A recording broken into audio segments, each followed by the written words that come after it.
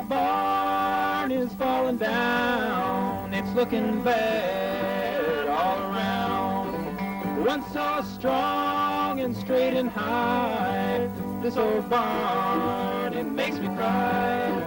I am told that my great-grandfather built this barn from the sweat of his brow. And the people from around the neighborhood came and helped. The era of barns is nearing an end in America.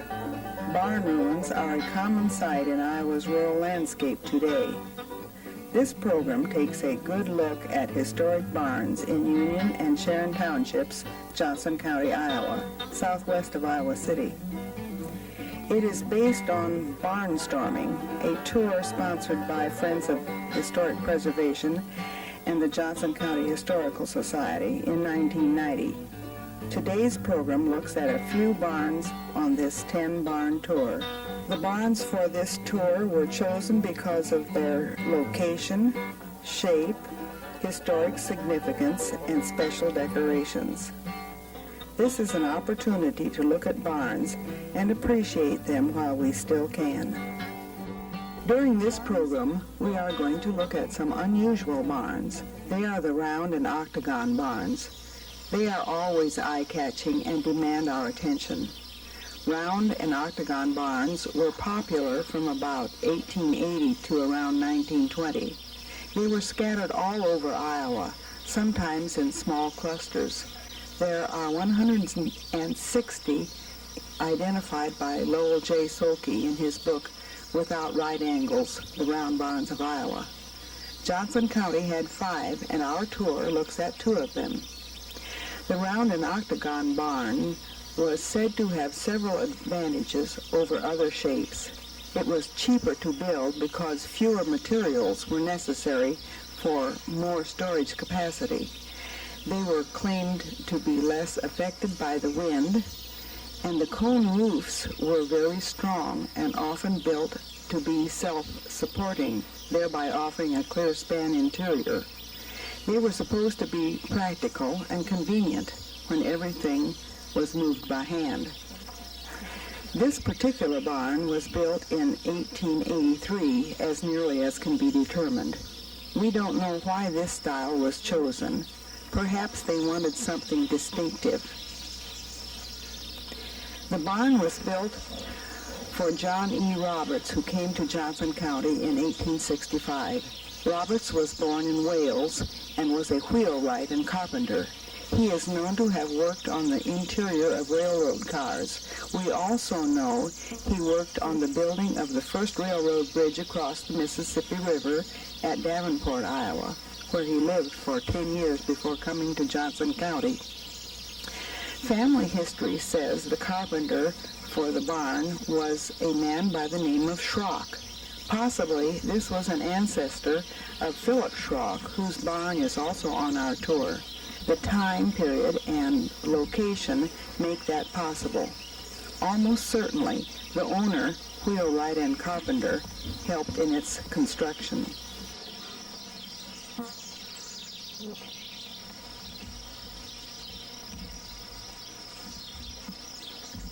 The foundation is limestone and is about 14 inches thick.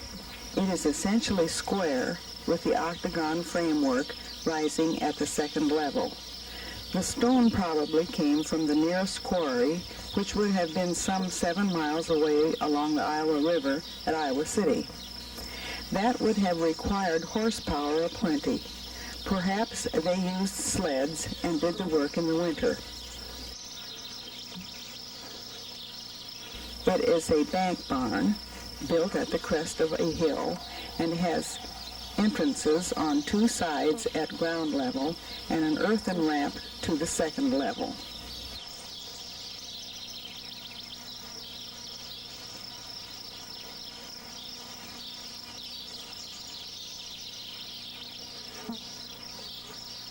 There is a minimum of native lumber used in the construction. The lower level has a horse stable section with wooden harness hooks and a tack cupboard.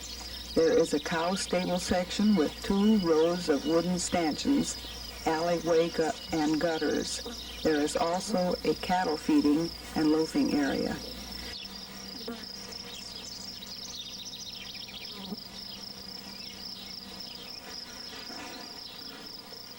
The second level has a small corn crib with a drop chute to the lower level.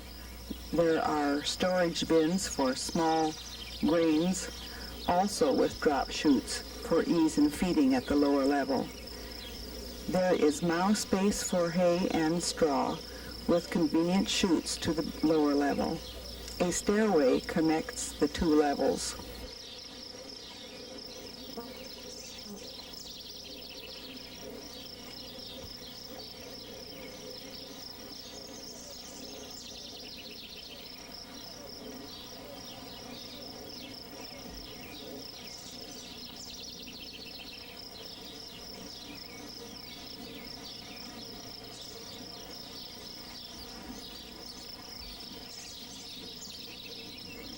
There is a ladder that is parallel to the roof to reach the cupola and to service the pulley and ropes for the hay fork.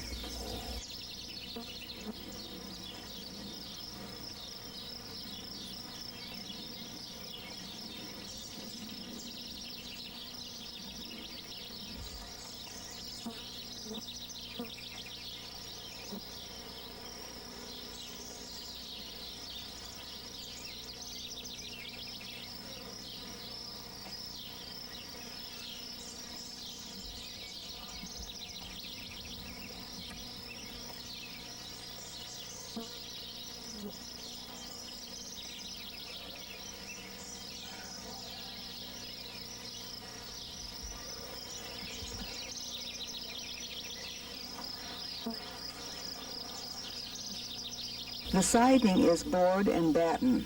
The wood shingle roof is in quite good repair.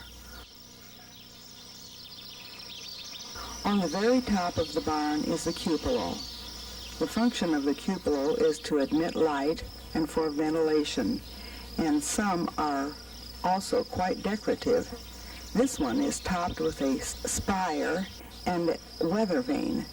The cupola used to have windows, but they were hard to keep up, so they've been closed. Painting the spire was always an eventful happening. There are 3 men living who have painted this particular spire by hand. They are 3 Welshmen, W. Harvey Thomas of Iowa City, Donald E. Roberts of Sun City, Arizona, and John A. Roberts of Columbia, Missouri. The barn is on a century farm since 1965, and it was named to the National Register of Historic Places June 30th, 1986. Paul O. Roberts operates the farm now and is the 5th generation Roberts on this century farm.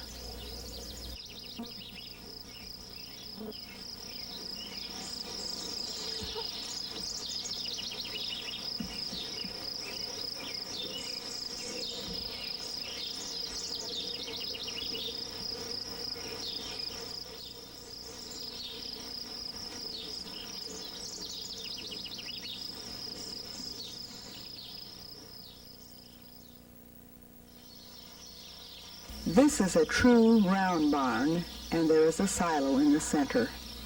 It was built in 1920, which puts it close to the end of the round and octagon building era. It was placed on the National Register of Historic Places June 30th, 1986. The barn was built for Joseph Miller. The main carpenter was William Snyder. Some of the successive owners were Frank Kutchenreiter, Harry Hagenboo, Robert Bingeleye, and Ray Frank.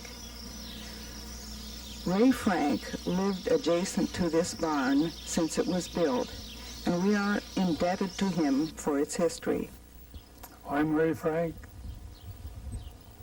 I was born in 1912. I lived around here all my life. And 7 years old maybe when this barn was built. We was just going to grade school. I can remember the old barn that sat here. It's set out closer to the road. Had a stone foundation set on this side of the silo.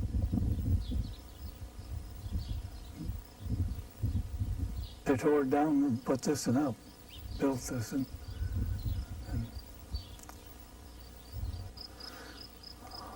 Oh, I've probably owned this place for about 20 years. And 7 other guys owned it for me. John Kutzenreiter was bought it from Miller's. And Harry Hagenbu owned it. Link Reed, Bob Bingley, and I bought it from Bingley. Yeah, this is a big barn at that time. Well, it is, it's 60 foot across, you know. Well, it needs some repair on it, this does. The roof needs fixing, but I don't know what kind of a roof you could put on it. Cost you a fortune to shingle it with wood shingles.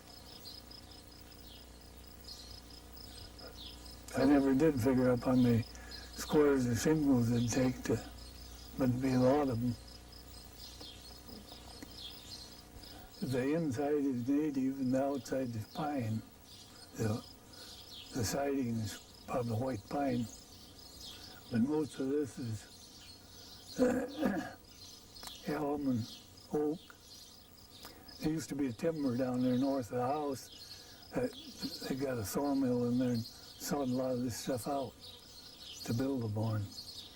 About around 20, I think. 20 cows and 6 horses, and then they had a loafing pen down there for the cows through the day. They could lower than that. Yeah, it was warm in the wintertime, you know.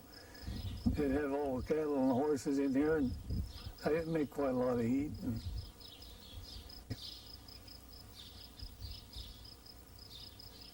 it was handy years ago, but it's unhandy now for the way the farm. Yeah, why have things changed? Yeah, they changed pretty fast. The Ray Franks sold the farm to their daughter and her husband, Chuck and Sandy Mugin. Ray died in September of 90.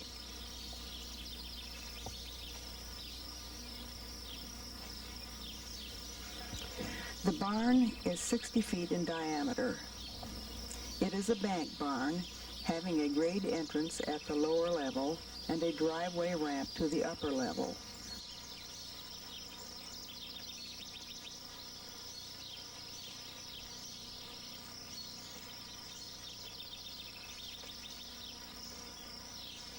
The lower level is circularly arranged for livestock.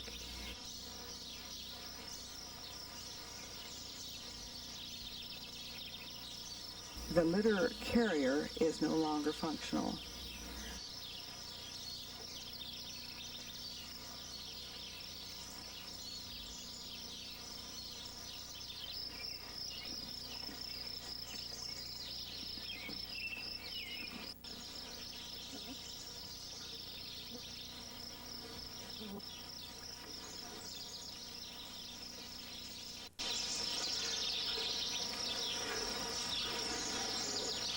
The center silo was difficult to fill because of space restrictions. When the corn for ensilage was brought from the field in stock form, the chopper and blower were placed in the upper level on the barn floor. The belt from the tractor to power the chopper blower went through the open door nearly to the road where the tractor was placed. The loads of corn drawn by horses needed to be backed in beside the belt in order to remove the corn stalks by hand to feed to the chopper and blower to get the ensilage into the silo. Very difficult and close quarters for working. The upper level has bin storage for small grains. The hay mow surrounds the silo. There is a circular hay track.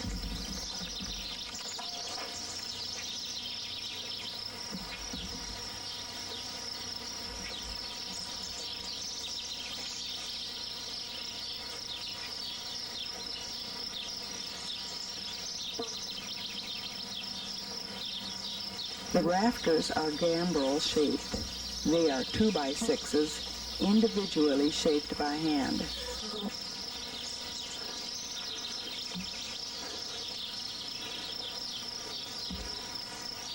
When viewed from below, they are a thing of beauty.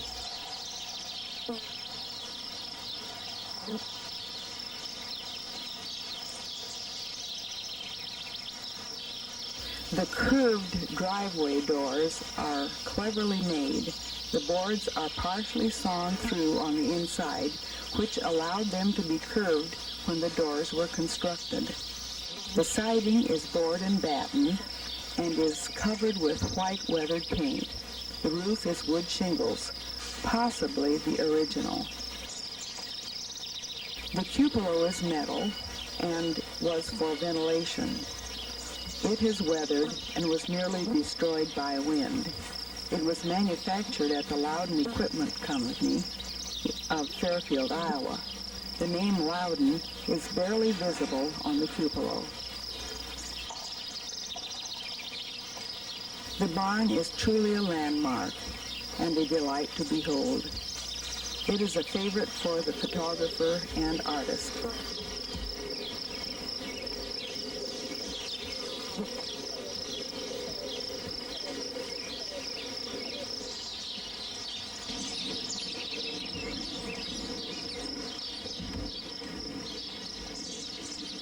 Barns are such a common thing in Iowa's countryside. They are often thought of as nothing special. They appear very plain. A second, more careful look may reveal some surprising decorations. I think the five-pointed star may be the most common decoration.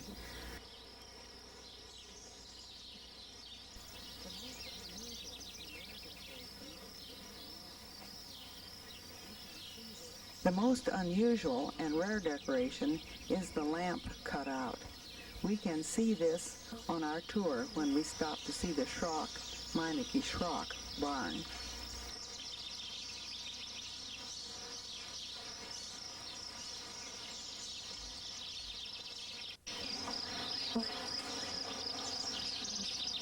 I'm Phil Schrock.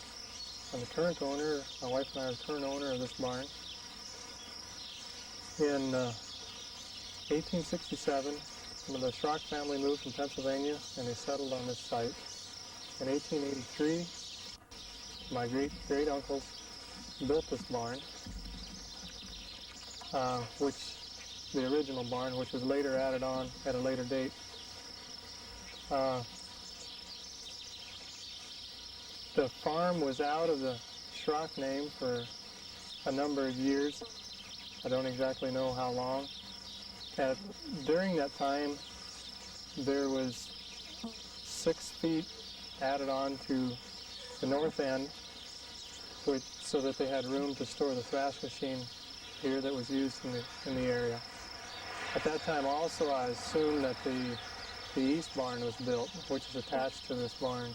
In 1963, my parents purchased the farm from Bill Meineke, and then in 1980, my wife and I were married. In 81, we bought it from my father, and at this time, then it is now in the Schrock name, which is special to us because of the history behind it, and that it had been in the Schrock name is now in the Schrock name again. Some of the unusual features of this barn are the star and the peak with the lamps on either side of the louvered vents. I understand that's very rare. Another thing is the original barn was what I would call a shed roof, and the east barn, which is attached, is a hip roof. And I understand that's pretty unusual to see that they put the two different roofs together on the same barn. This barn is still being used. Maybe not what it was originally set up, but we raise hogs, and we have hogs here in the building. And we store some machinery in here, and it's not just sitting idle, but it is being used for straw storage and such like. What it's made out of? Most of it would be native. I think the structural, a lot of it's probably oak. Maybe there was some cottonwood. There are some softer woods, obviously, too, that some of the main supporting hand-hewn beams were, joists were made out of. I don't exactly know what kind they were. As far as siding, I assume fir. Christian Schrock, the great-great-uncle of Philip, owned the farm when this barn was built. For many years, the farm was owned by William C. Meineke. In the gable is a louvered ventilator, and on either side is a cut-out lamp, and above the ventilator is a cut-out star. This rare decoration can be found on 2 other barns in Sharon Township. The barn is interesting in that it has been enlarged. The gable section was lengthened, and a gambrel-roofed L was added to the east, opposite the driveway to the 2nd level. It is a bank barn.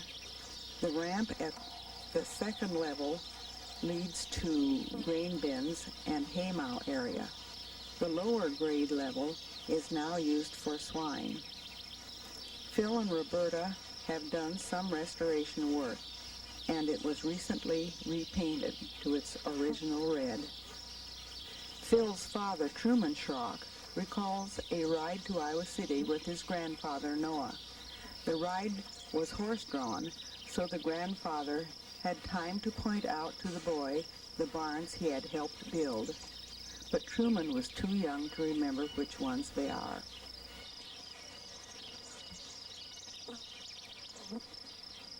This barn is included in the tour because of its unusual roof. The barn was built in 1893, and the date is spelled out in the decorative and durable slate roof. It will soon be 100 years old, a centennial barn. How long can the roof be saved? The barn was built by and/or for Noah Yoder. Mr. Yoder was born into an Amish family in Accident, Maryland in 1855. In 1862, he was 7 years old and one of 5 children in the family when a terrible diphtheria epidemic swept through the settlement. Noah survived while 4 siblings died, 2 on one day in August of 1862.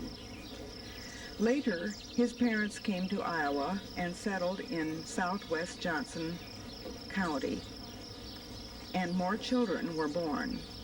When Noah was 22 or 23 years old, he worked as a teamster in Nevada. He returned to Iowa and bought this farm and married at age 25. He was 38 years old when this barn was built. The very decorative cupola was badly damaged by wind. Betts Yoder, the present owner, recently had it repaired. The applied decorative star originally was on 3 sides visible from the road. This old barn is falling down. It's looking bad all around. Once so strong and straight and high. This old Barns are important. They are a visual and material remnant of our heritage. Looking at barns is one way to examine the life of a people. What people thought necessary and desirable or important all took shape in the barn. Watch for other programs documenting the Barnstorming tour in this 3-part series. Hopefully, this program and tour will make you aware that we are losing our barns, help you appreciate what we still have, and encourage preservation efforts. Once so strong and straight and high. This old barn, it makes me cry. I am told of the hard time 30s when you could barely make a living from the land. And my grandfather took a job far away just to keep the farm in hand. I am told that the barn was neglected or they did not have the money for repairs. Then my uncle went to France to fight in the war, never returned from there. This old barn is falling down, it's looking bad all around. Once so strong and straight and high, this old barn, it makes me cry.